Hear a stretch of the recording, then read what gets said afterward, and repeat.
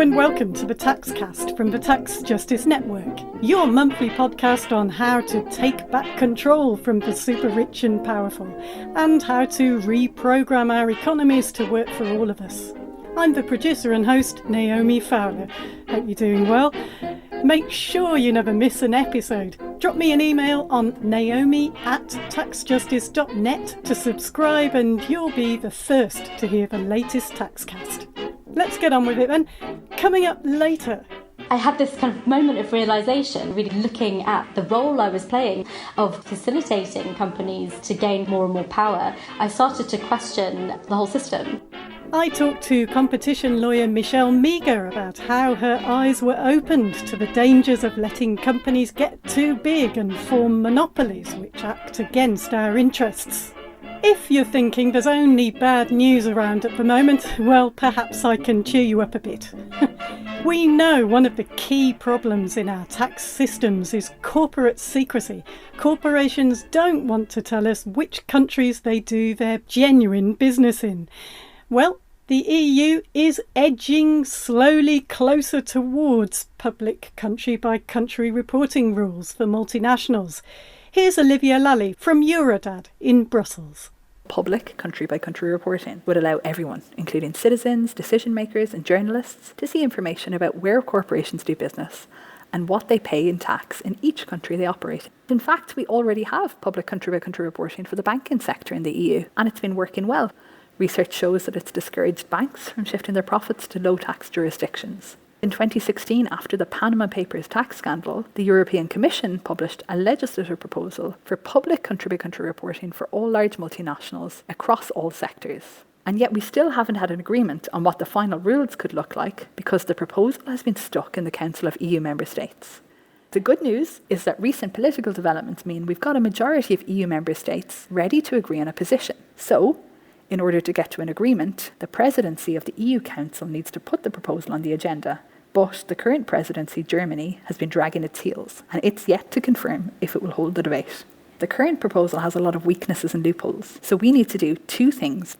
Firstly, we need Germany to bring the file to the agenda so that EU member states can finally agree on their position. And secondly, and really importantly, we need members of the European Parliament and our governments to support ambitious rules that introduce full country-by-country reporting that is public for all countries without any loopholes or any exceptions.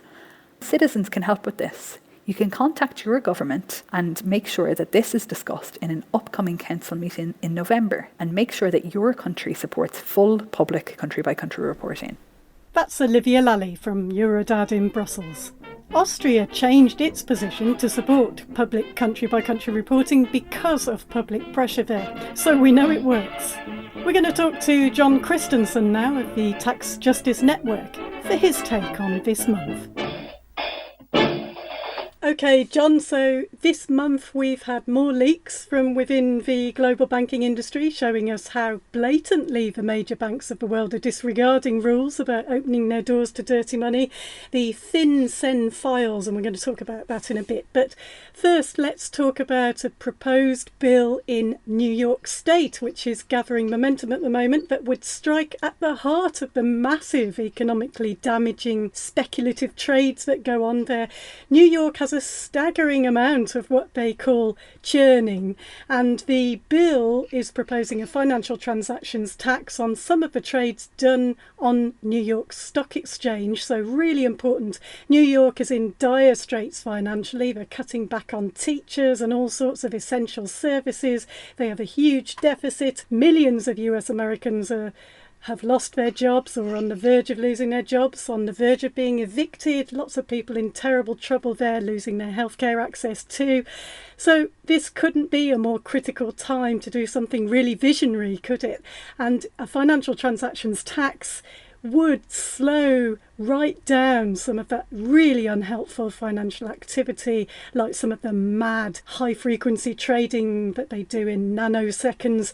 For this bill, they need 68 sponsors. So far, they've got 37. If they get 68 sponsors, the House would then have to take a vote on it.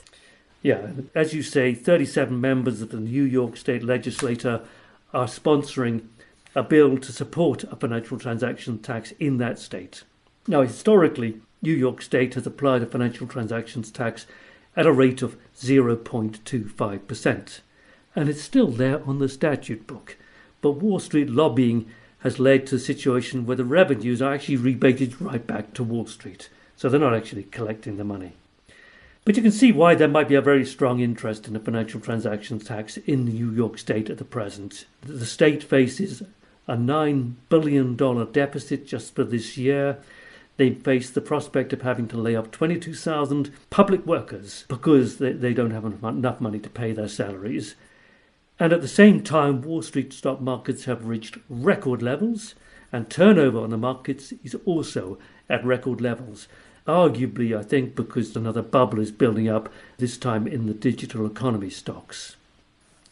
So New York is a leading financial centre, and the potential for using a financial transaction tax for raising additional revenue is, to put it mildly, significant. We've seen figures suggesting that 4.4 trillion of transactions have taken place in New York just in the month of August.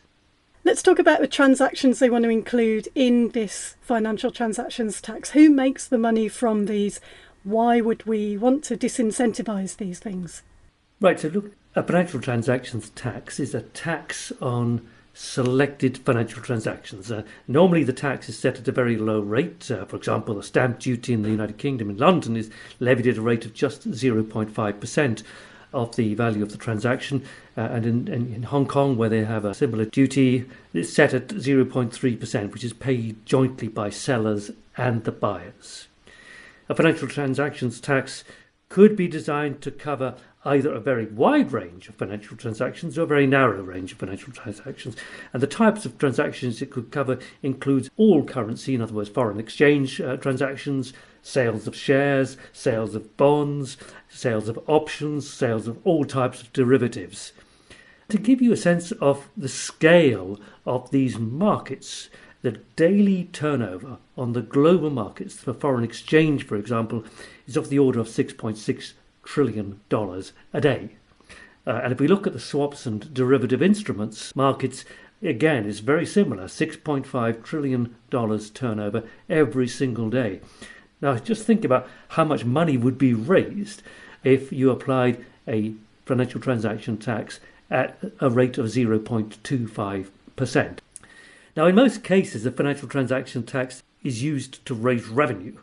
But many economists, and that includes the very famous Lord John Maynard Keynes, think of the primary role of a financial transaction tax is to curb speculative trading, which is very destabilising.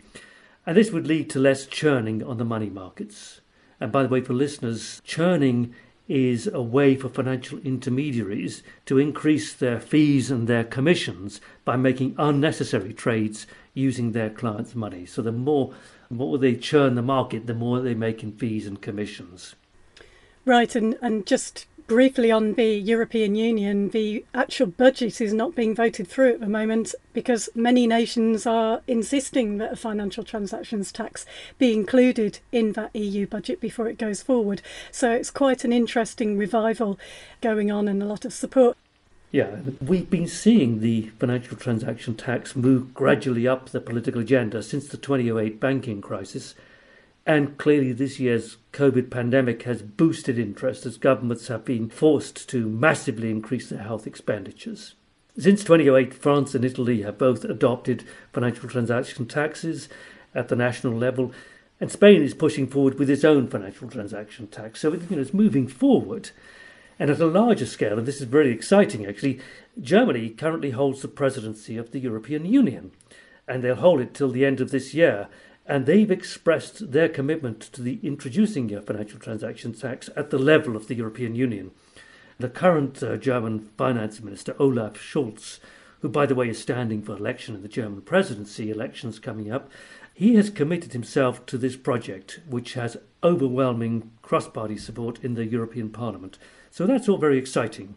There's political will to adopt a financial transaction tax, and it's very live in the European Union.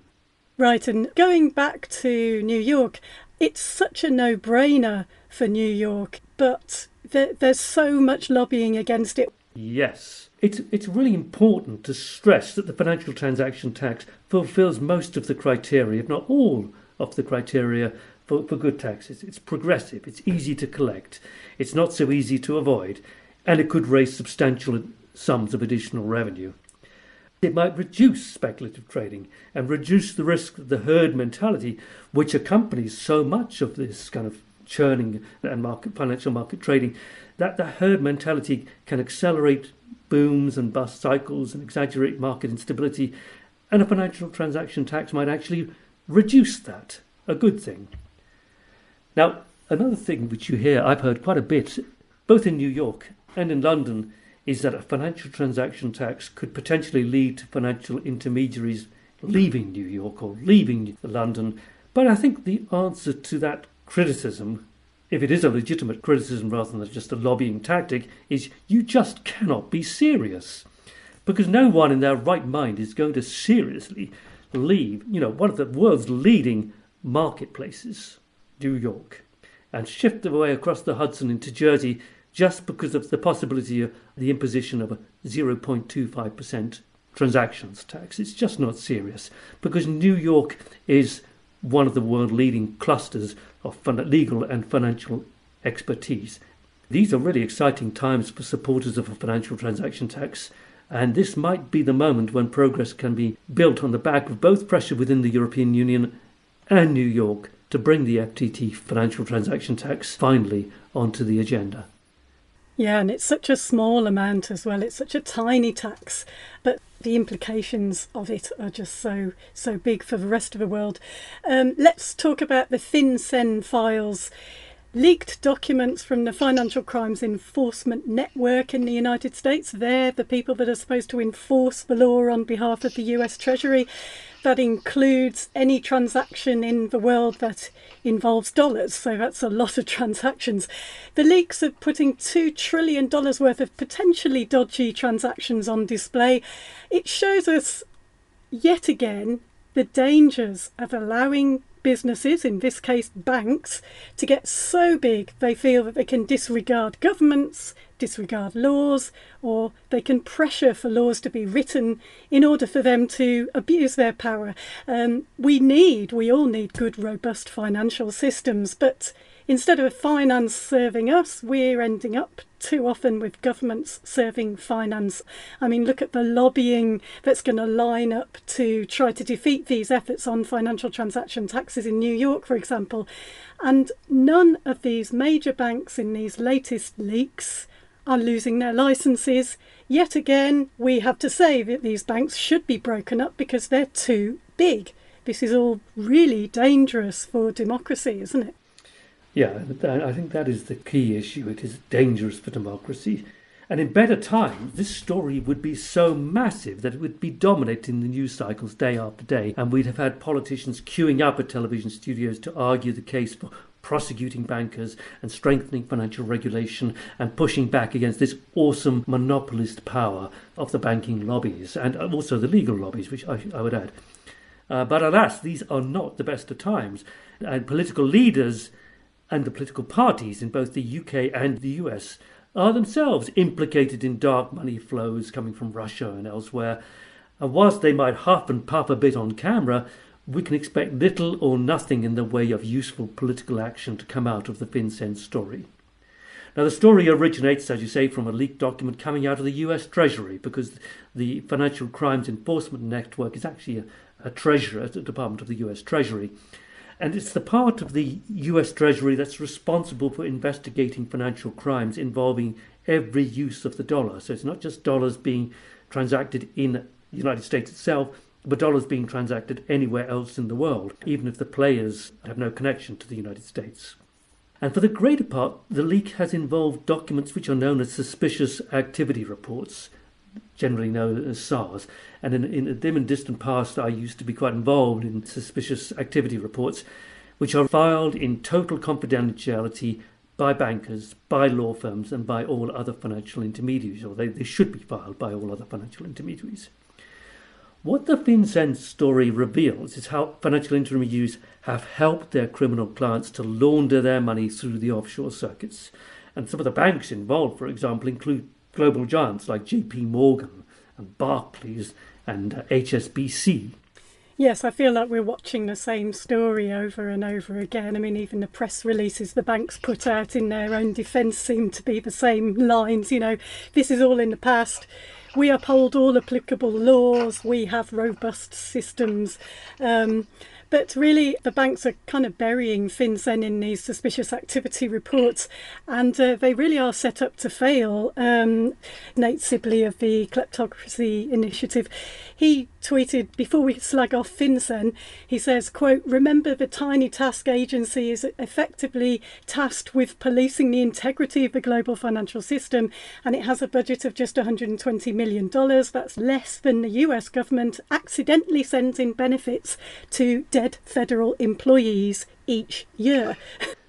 Unbelievable, isn't it? I'd just like to pick up on these grotesque press releases coming out of the bank. I've spent my whole career looking at dirty money flows and at the offshore financial world, and I've been hearing these pathetic excuses about, that's in the past, but everything's changed. I've been hearing that for 40 years.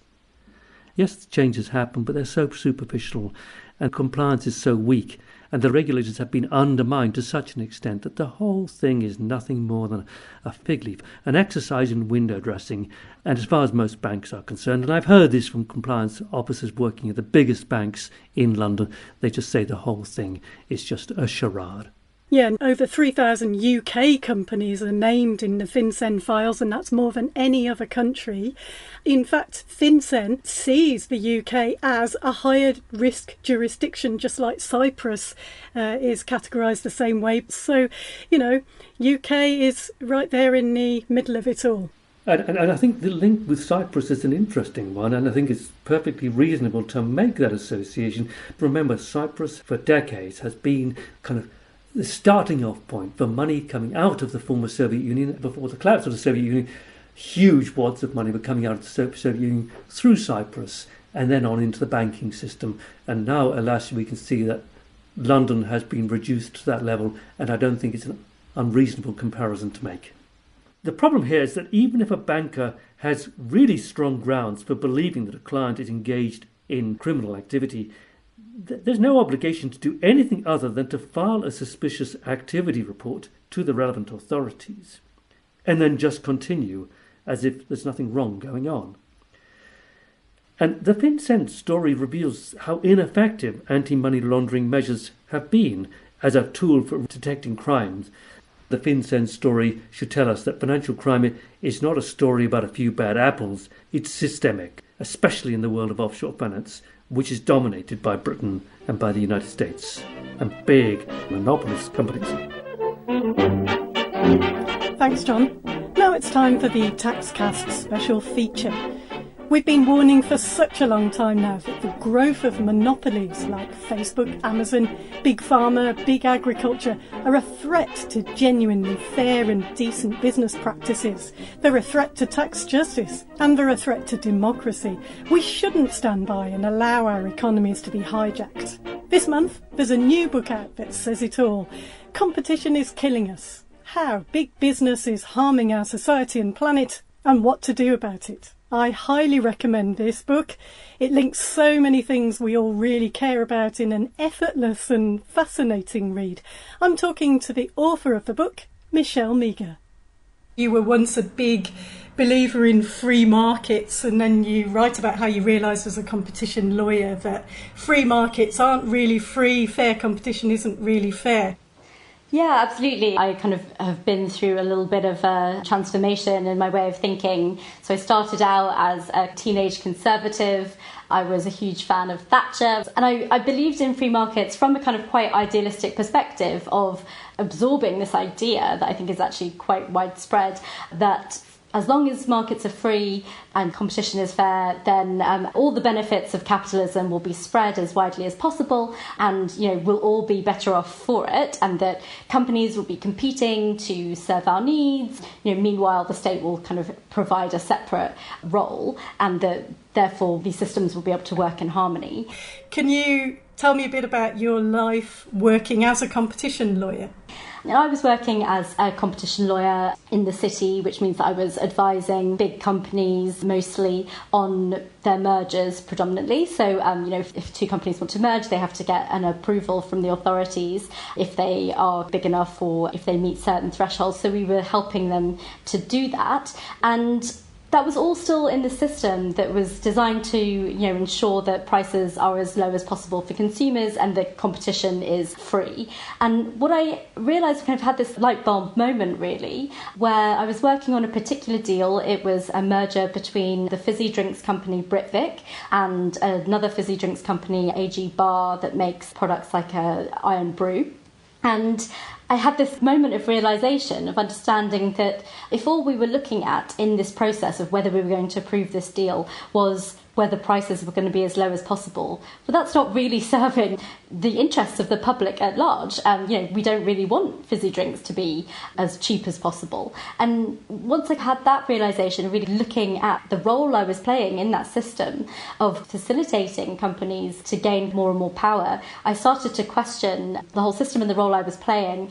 And that's what I ended up focusing on in my book. It's this question: why does capitalism, why does the system really concentrate wealth and power into so few hands, but spread its harms so widely? So I started to look at how we treat mergers, how we treat monopolies, and increasingly there's been evidence in the recent years that markets are hugely monopolised. Actually, markets are increasingly growing concentrated right under the noses of regulators who are subscribing to this kind of idealistic view of free market competition that I had. Right. Another interesting thing is that you write about your Bangladeshi roots and how you believed you could address the world's inequalities through regulating capitalism. And the leader of the Illinois Black Panthers said once, we don't fight fire with fire best, we think you fight fire with water best. We're not going to fight capitalism, with black capitalism. I've come across ideas about black empowerment by participating or championing the same kind of damaging practices so many times. How do you now feel that you can best address inequalities? I know that's a big question.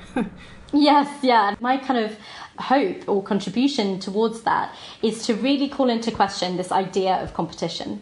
The idea is that monopolies are killing us. We want more competition. Actually, the lack of competition is the problem. When you're trying to challenge an existing paradigm, the tools of that paradigm are unlikely to help you in that fight. And I'm trying to draw a question mark over our whole conception of competition and, this assumption that is the only way that the market or that society and the economy can operate. And I suppose when I'm talking about corporate power, I'm talking about all of those centralising forces within the current market system that allow wealth and power to snowball into the hands of a few. So when I'm thinking about inequality, we can talk about empowering other groups, both within capitalism in a kind of immediate sense, but also looking at things other than competition, cooperative, collective models of structuring things. And an insight from the Black Lives Matter movement, you read their manifesto, it talks repeatedly about collective action, collective benefit. We should be inserting democratic, truly broad-based influence into all of the structures of power, and that includes into the market, into the corporation or companies as a vehicle for wealth creation. We can't trust through some kind of blind faith that companies competing to maximise profits will be benefiting society more widely. I think that's been largely debunked and not just by me. But the question is, what should we do instead? And my proposal is that we need to, identify sites of power within the market economy and insert the power of the currently disempowered into those structures. Yeah, ultimately, if you want to change systems, you have to democratise them, and that is such a key element that's missing out of so much business. I'm thinking about, cooperative models, staff who are represented on boards, who have a say in how companies are run, who would have more of a long-term perspective. There's so much work done on this area of democratising the way business is done. 100%. I absolutely agree. And I think that it's not just about, democratizing companies or power in that way, but also democratizing the way we regulate companies. There should be more input and more consultation of different stakeholders when regulators are kind of approaching some of these questions. You get the same experts on the business side, you get the same kind of consultants and economic experts and lobbyists and so on presenting their view. There's not really a coalition to present the other side. So I think that increasing the influence of stakeholders over regulatory processes is also a huge part of this. And you talk a lot about the damage of shareholder capitalism. How would you characterise shareholder capitalism? Why is it so damaging in your view?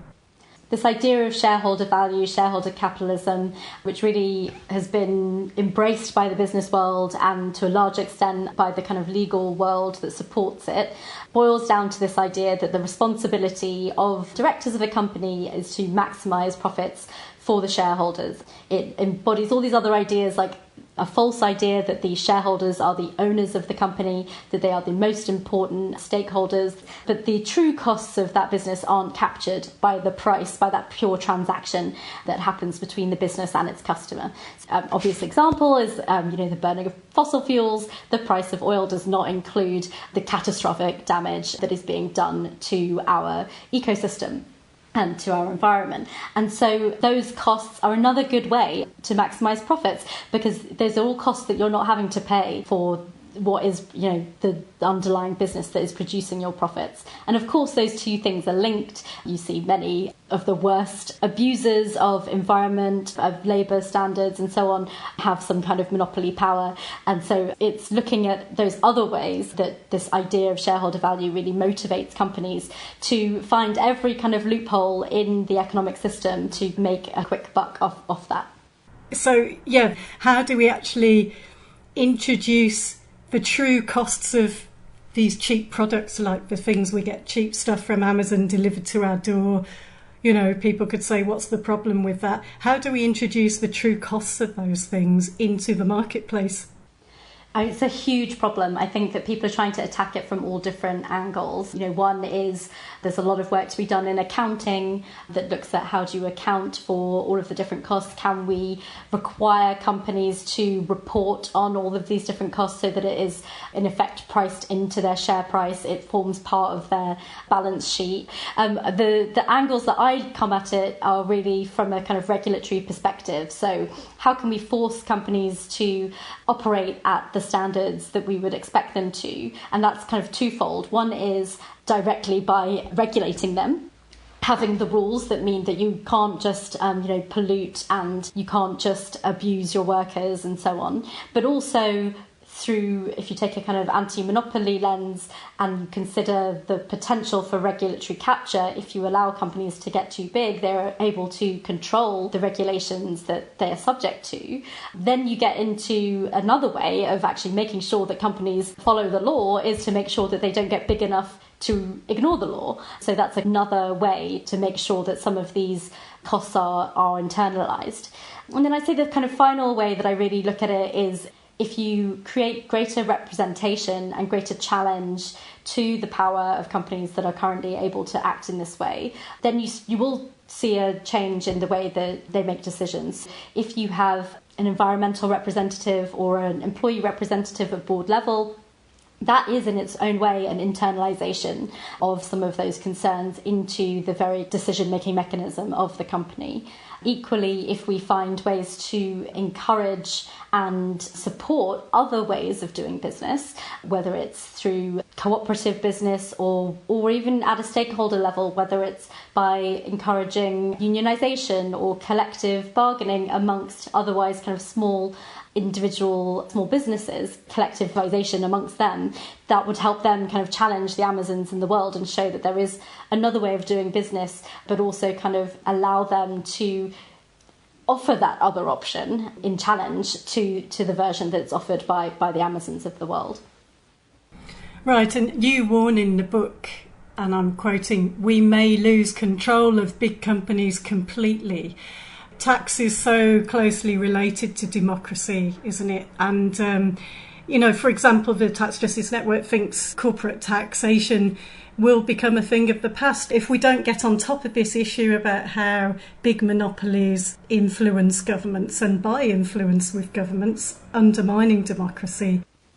Yeah, it's really important, a hugely important aspect of all of this, the different ways that monopolistic companies are able to shape their environment and really rig the whole game to their advantage. If you've got the Apples of the world that don't have to pay the same corporate tax level as their competitors because they have preferential agreements with the Irish government, as an example, and they're able to kind of cite their IP wherever is most kind of tax efficient, then that's not going to be free competition or fair competition, because you've already got a company that's essentially at a huge competitive advantage. But also there's the other huge part of it that you've mentioned, which is the influence that can be bought and that really shapes so much of the economy, that with tax just being one part of that, in terms of companies being able to shape these rules to their best advantage. You say also in the book that corporations have $19 trillion sitting on their balance sheets as savings,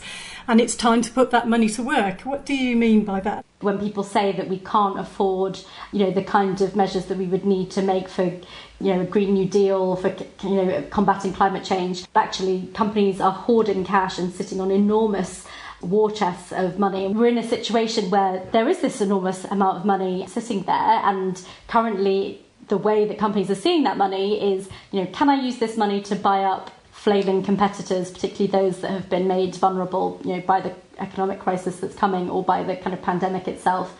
Can I use that money to, buy influence and, return profits to shareholders that way? Can I use that money to issue share buybacks? Buy back shares of shareholders, returning cash to them, but also in the meantime driving up the share price? And can I use that money to give out dividends and do that in some kind of tax efficient way? We can afford to do all of the things that we need to do to make the world safer, more sustainable, more equal. The money is there, and the question is who is in charge of that money and what rules have we placed on that money? And currently the rule that we've placed is, shareholder value and profit maximisation, and that money will only ever be used in that way unless we manage to find ways to repurpose it. I've been talking to Michelle Meager. Her book, Competition is Killing Us, How Big Business is Harming Our Society and Planet and What to Do About It, is published by Penguin. You can find the link in the show notes. That's it from us for this month from the Taxcast from the Tax Justice Network. Thanks for joining us. We'll be back next month.